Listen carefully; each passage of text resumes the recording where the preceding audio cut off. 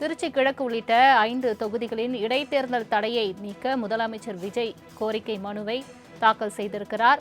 இடைத்தேர்தல் நடத்தக்கூடாது என்ற உள்நோக்கத்தில் அடிப்படை உரிமை இல்லாமல் வழக்கு தாக்கல் செய்யப்பட்டுள்ளது என முதலமைச்சர் விஜய் தெரிவித்திருக்கிறார். அந்த மனுவில் தேர்தல் நிறுத்தி வைக்கப்பட்டதால் தொகுதியின் லட்சக்கணக்கான மக்கள் எம்எல்ஏ இல்லாமல் பாதிப்படைந்து வருவதாகவும் முதலமைச்சர் விஜய் அந்த மனுவில் குறிப்பிட்டிருக்கிறார்.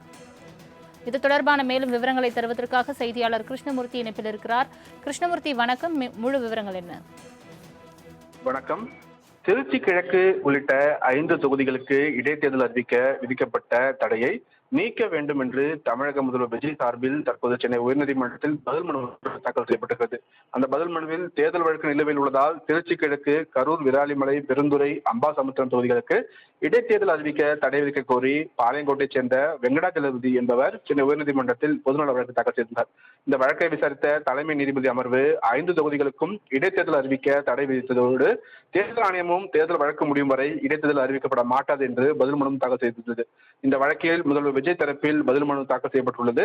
அதில் திருச்சி கிழக்கு தொகுதி வெற்றியை எதிர்த்து ஜூன் 17ஆம் தேதிதான் தேர்தல் வழக்கு தாக்கல் செய்யப்பட்டதாகவும், ஆனால் மே 10ஆம் தேதியே தொகுதி எம்எல்ஏக்கள் பதவி ராஜினாமா செய்துவிட்டதாகவும், ராஜினாமா செய்து அதை சபாநாயகர் ஏற்ற நாளில் எந்த ஒரு தேர்தல் வழக்கும் நிலுவையில் இல்லை என்று அதில் தெரிவிக்கப்பட்டுள்ளது. காலியான தொகுதிக்கு தேர்தல் வழக்கு தாக்கல் செய்ய முடியாது எனவும், இடைத்தேர்தல் அறிவிக்க தடை கோரி வழக்கு தாக்கல் செய்தவர் தேர்தல் வழக்கு தாக்கல் செய்தவர் அல்ல எனவும், தொகுதி வாக்காளரும் அல்ல. எனவே விஜய் அந்த பதில் மனுவில் இவ்வாறாக தெரிவித்திருக்கிறார்.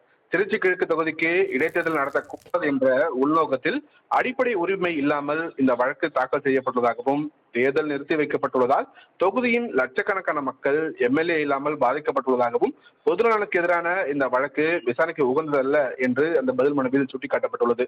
5 தொகுதிகளின் எம்எல்ஏக்களுக்கு எதிராக தேர்தல் வழக்கு தாக்கல் செய்தவர்களுக்காக இந்த பொதுநல வழக்கு தாக்கல் செய்ய முடியாது எனவும் அந்த பதில் மனுவில் அவர் தெரிவித்திருக்கிறார்.